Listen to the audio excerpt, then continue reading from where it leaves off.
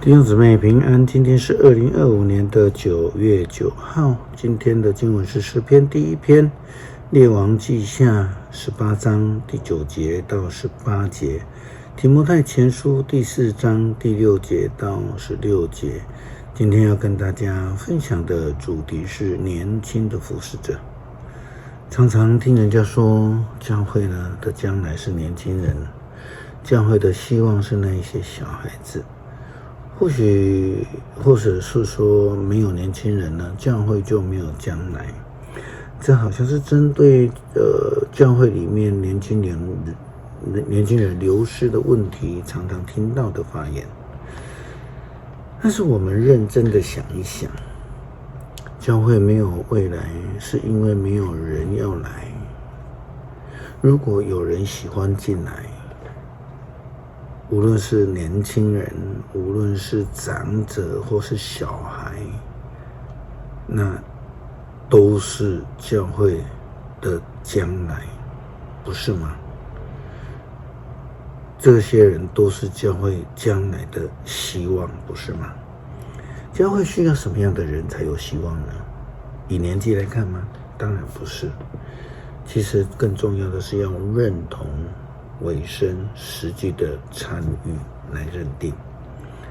我们看到西西家王的时期，以色列王何西亚这个当王的时候，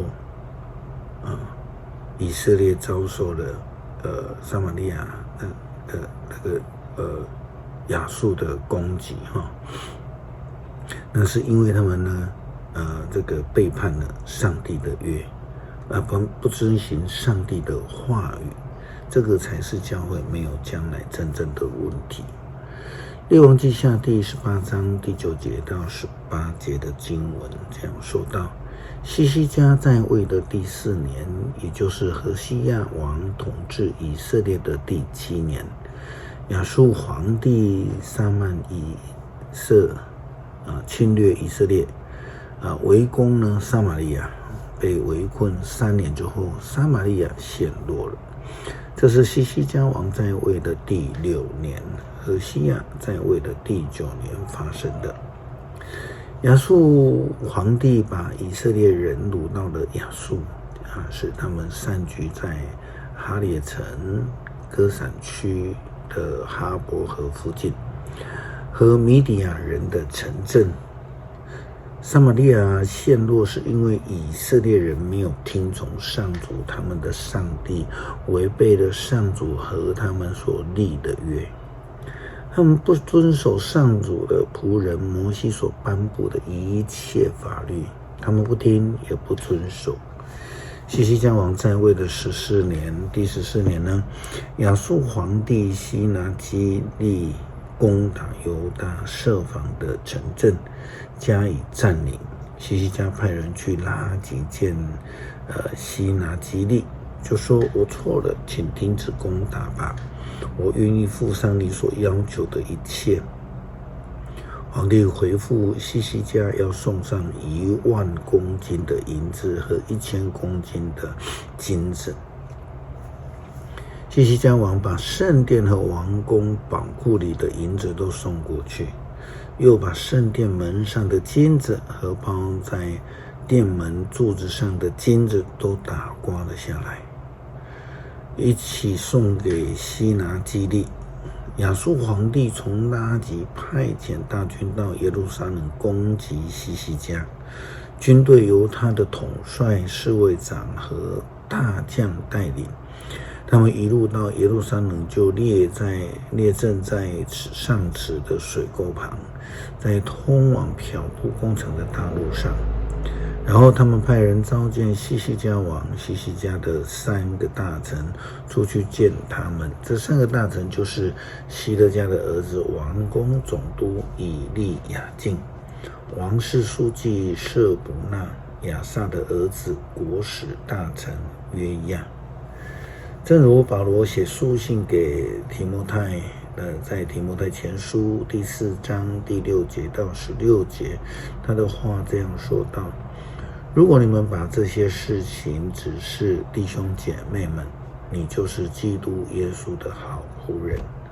同时呢，信心之道和你一向跟从的正确道理，会帮助你自己在灵性上面成长。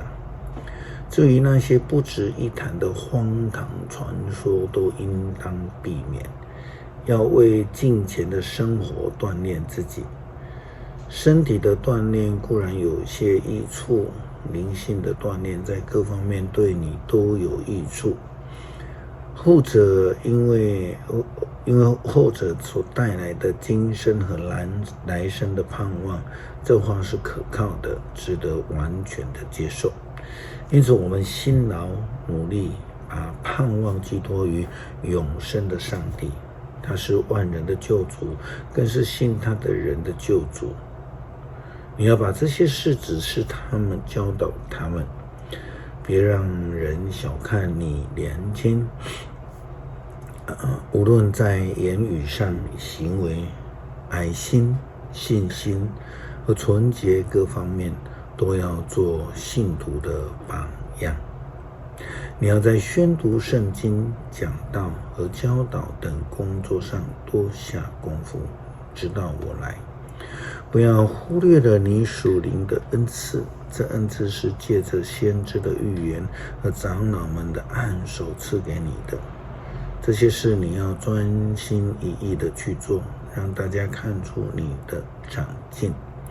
你要谨慎自己，对你的教导也得小心，要有恒心做这些事情，这样你不但能够救自己，也能够救你的听众。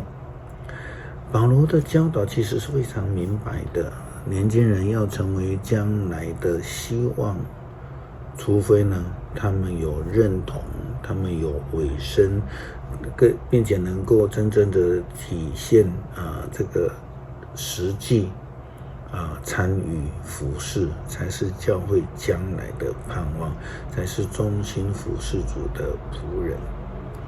诗篇第1篇，不听从恶人的计谋，不跟随罪人的脚步，不与侮慢上帝之徒同伙，只爱慕上帝的法律，日夜诵用不倦，这样的人才算是真正有福。他像移植溪水边的果树，按季节结果子，叶子也不凋零，他所做的事样样很顺利。邪恶的人不是这样，他们像糠秕被风吹散。邪恶的人要被上帝定罪，罪人要从义人的群体当中被淘汰。上主关怀义人所走的路，邪恶的人却走向灭亡。求主帮助我们学习认同教会，并且愿意学习委身于教会，而且要成为教会有的服侍者。让我们呢不但成为上帝忠心的仆人，不让人小看我们年轻，更让我们成为教会将来的希望。祷告奉主耶稣基督圣名求，阿们。